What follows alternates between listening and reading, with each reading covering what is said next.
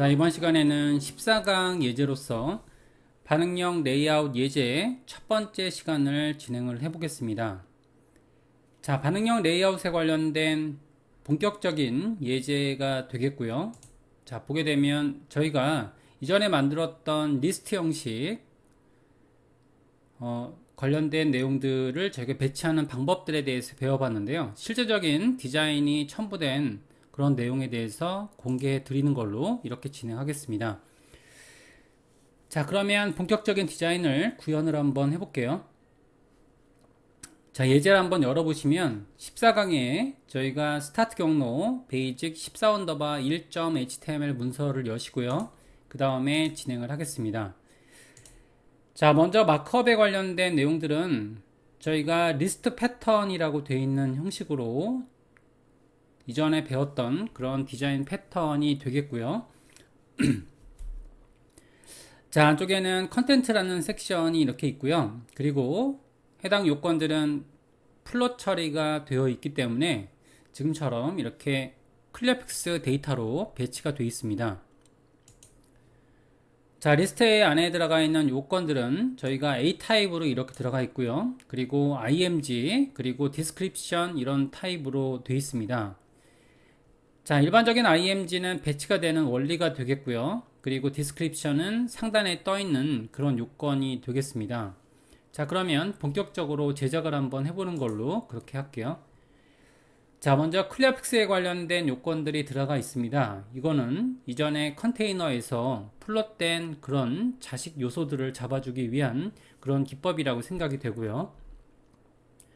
자, 그 다음에 폰트 패밀리 오픈 산스로 되어 있는 내용이 있고요. 자, 그러면 작성을 한번 해볼게요.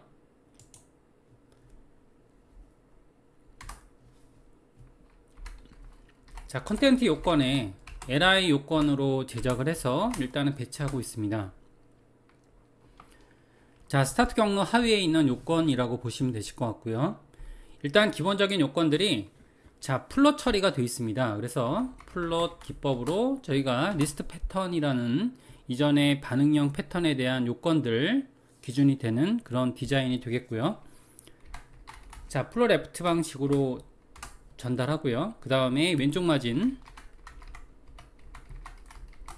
10픽셀. 일단은 컨테이너에서 잡아주는 영역들은 아직 없습니다. 자, 이렇게 되어 있고요. 그 다음에 하단 마진은 10픽셀 진행했고요. 그 다음에 위드에 대한 요건은 CALC, 그리고 100%의 가변적인 크기에서 빼기 위해서는 지금처럼 작업을 하고 있고요. 그리고 여기서는 30픽셀 4개를 배치할 거기 때문이죠. 30픽셀로 배치했고요. 나누기 4로 하게 되면 배치가 이루어지게 될 겁니다. 자, 이런 요건들을 저희가 분석을 한번 해보면, 그러면 li 간격이 있고요. li, 자, 이렇게 배치가 되어 있는 거니까 여백량이 3개로 배치가 되어 있는 그런 요건이 되겠습니다. 하이트는 일단은 이제 img 요건으로 배치하려고 오토 기법으로 잡았고요. 자, 이렇게 잡게 되면 그러면 여기서는 기본적인 li에 대한 이런 배치 원리가 플러스로 정의가 되어 있습니다. 자, 해당 예제를 중간중간에 확인을 하면서 그러면서 진행을 할게요. 자, 요건들 보게 되면 일단은 이제 img들에 대한 크기들이 있기 때문에 배치가 되어 있는데요. 자, 일단은 첫 번째 리스트와 이런 방식으로 배치가 되어 있죠. 그래서 여기에 대한 요건들은 자, 첫 번째 요건과 다섯 번째 요건, 그리고 아홉 번째 요건과 같은 이런 요건들을 저희가 왼쪽 마진을 제거하기 위해서 자, 컨텐트 li에 자, nth 잡았고요. 자, 여기에 대한 요건들은 4n 플러스 1번이라고 해서 자, 리스트를 잡게 되면 이전에도 잠깐 소개해 드린 적이 있었던 것 같은데요. 자, 1번 n은 0부터 대입이 되니까 0이 대입되면 1이 되겠죠. 1이 대입되면 5가 되고요. 그리고 9가 되는 이런 방식으로 배치가 되겠습니다.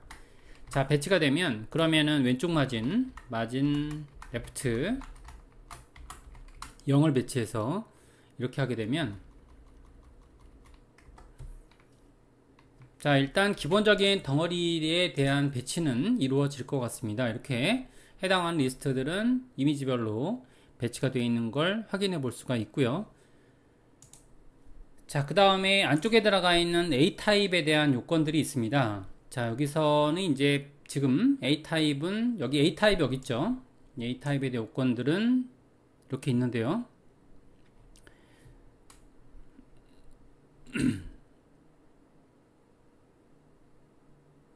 클래스가 포토라고 되어 있죠. 여기에 포토라고 되어 있는 영역은 이미지를 해당하는 이미지를 의미하고 있고요. 사이즈가 이제 정해져 있기 때문에 li에 포토란 요건으로 작업을 했습니다. 자, 위드는 원래는 맥스 위드로 잡혀야 되는데 반응형일 경우에 디바이스에 맞춰서 크기를 변화시키기 위해서 100%를 지정했습니다. 자, 그리고 컨텐트 li, 자, 디스크립션 이라는 부분이 있죠.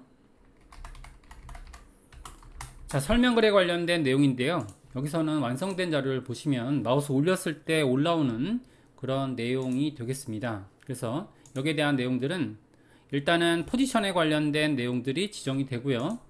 그러면 포지션 관련된 내용이 앱솔루트로 지정이 됐습니다.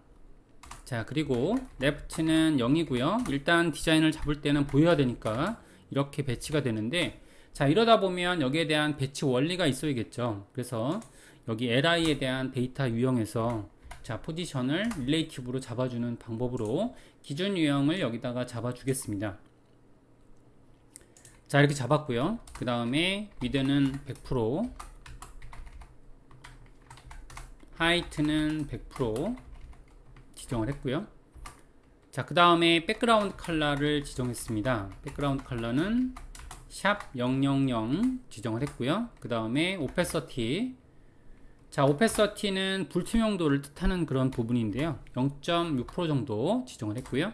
그 다음에 트랜지션은 자, 여기 동작에 대한 그런 원리가 되겠는데, 일단 이제 트랜지션이라고 하게 되면 지금처럼 두 가지 타입으로 정해집니다. 변화가 되기 전에 타입이 있고요. 그 다음에 변화가 된 후에 타입이 있는데, 여기에 대한 속성을 먼저 적어주고요. 여기에 동작되는 시간을 작성을 하는 거죠. 이렇게 작성을 하게 되면 일단은 첫 번째 들어가는 속성이 바로 프로퍼티고요. 속성이고요. 그 다음에 시간이 들어갑니다. 이렇게 시간이 들어가면 이 속성에 따른 그런 시간 변화로서 보여지는 그런 기법이라고 볼 수 있고요. 자, 이렇게 작성을 하게 되면 그러면 일단은 볼게요. 화면을 보시면 일단은 위에 올라가 있는 이런 유형들을 볼 수가 있습니다. 자, 위에는 이제 지금처럼 60% 정도의 떨어진 불투명도로 되어 있는 요건들을 볼 수가 있게 되고요.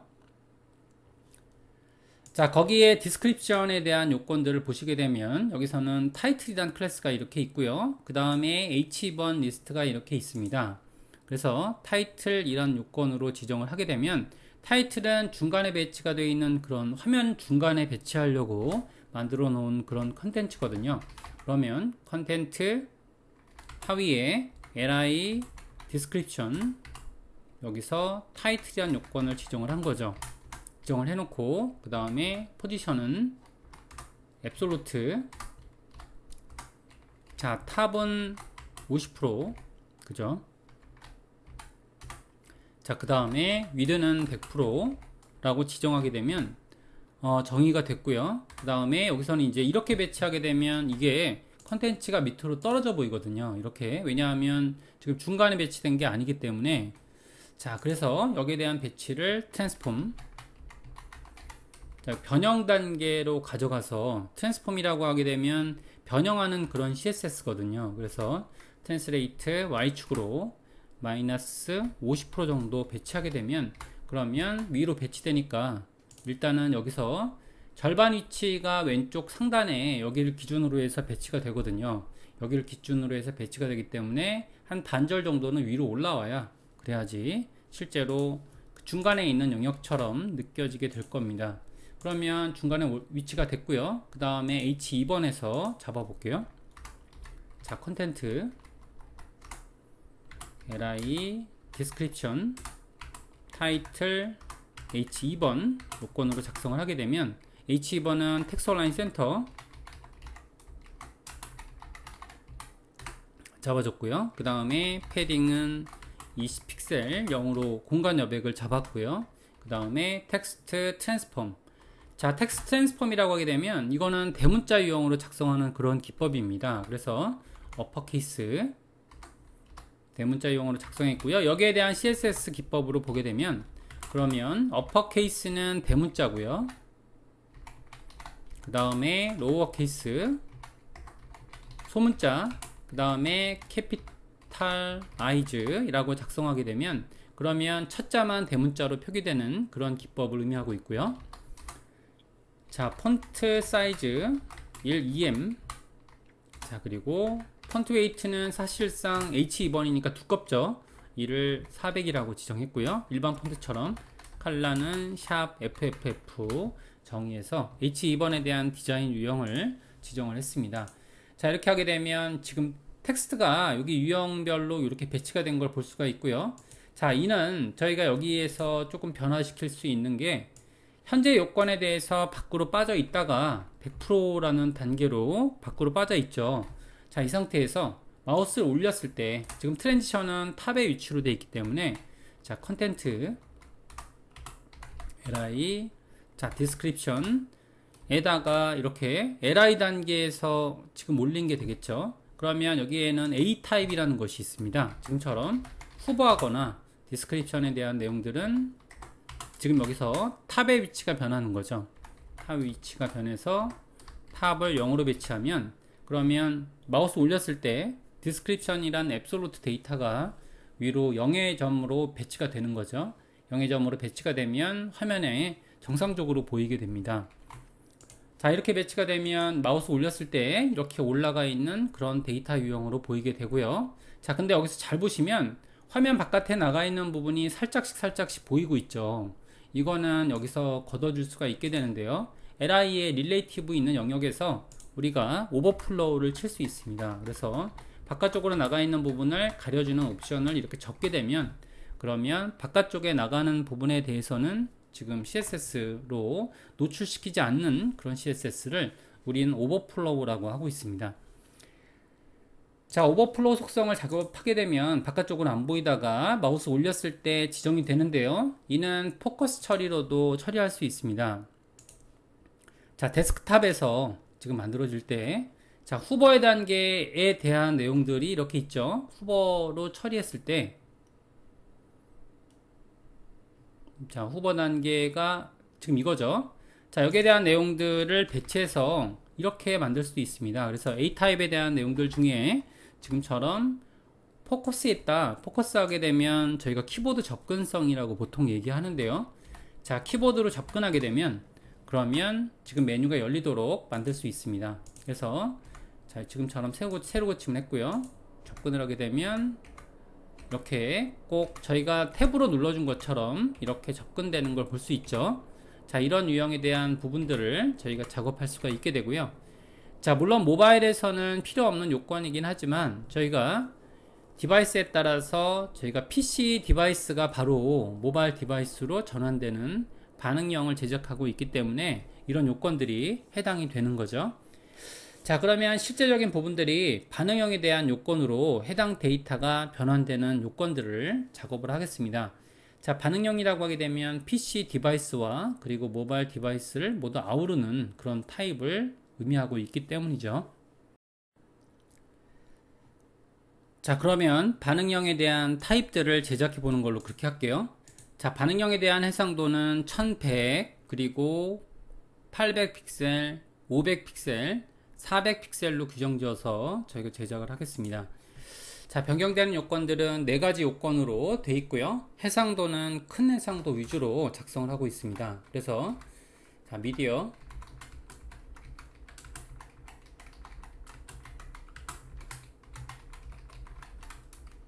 1100 해상도로 잡아주고요.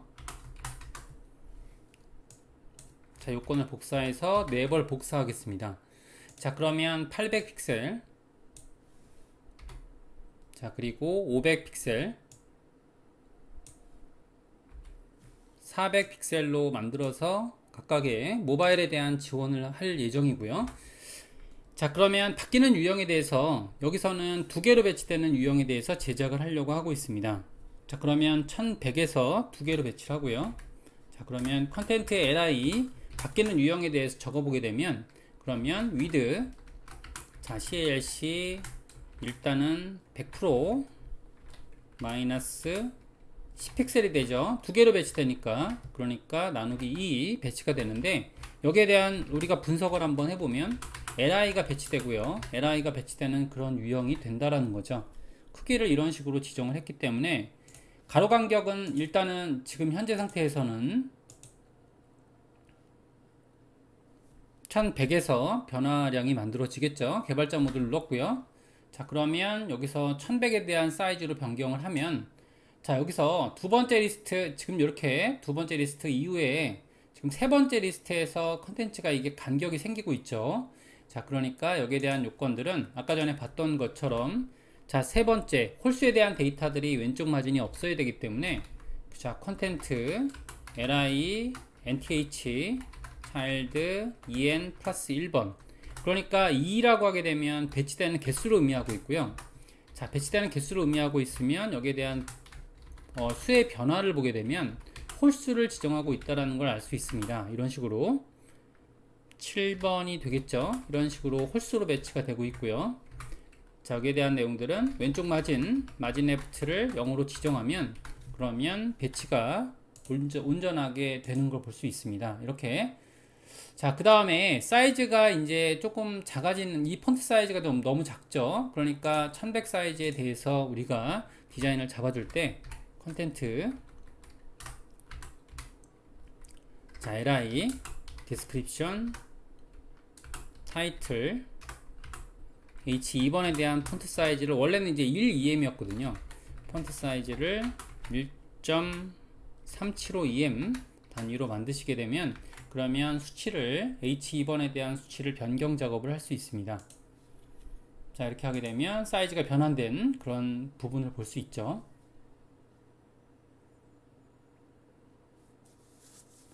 자, 여기까지 변환된 요건들을 볼 수 있었고요. 그 다음에 저희가 사이즈를 800 정도로 줄이면, 800 정도로 한번 줄여볼게요.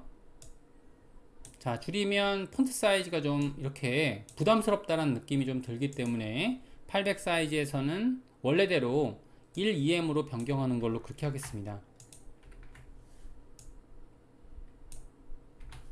자, 여기서는 1EM으로 변경을 했고요. 그럼 사이즈가 줄었을 때 원래대로 돌려주게 됐고요. 자, 그 다음에는 500 사이즈에서는 원래대로 그 왼쪽에 지금 배치가 한 개로 되는 걸로 해당 소스를 복사했고요. 자, 그러면 여기에 대해서는 자, 복사된 소스를 원래대로 위드는 100%의 크기로 지정을 했습니다. 자, 지금처럼 CSS가 적용된 사례를 이렇게 볼 수가 있고요. 그 다음에 n+1번에 대해서는 모든 요건에 대해서 마진을 없앴고요. 그리고 폰트 사이즈는 1.5 정도로 지정을 한 거죠.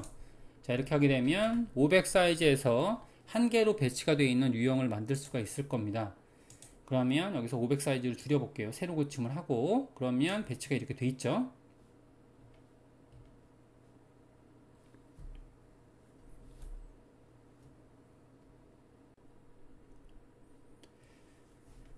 자, 그 다음 단계에서는 사이즈를 여기서도 마찬가지로 폰트 사이즈만 좀 줄이는 걸로, 이렇게 각각의 지금 유형별로 폰트 사이즈를 리사이징 할 수 있습니다. 그러면 여기에 대한 유형들은 지금처럼 해당하는 사이즈를 0.875 EM으로 바꿔줬고요.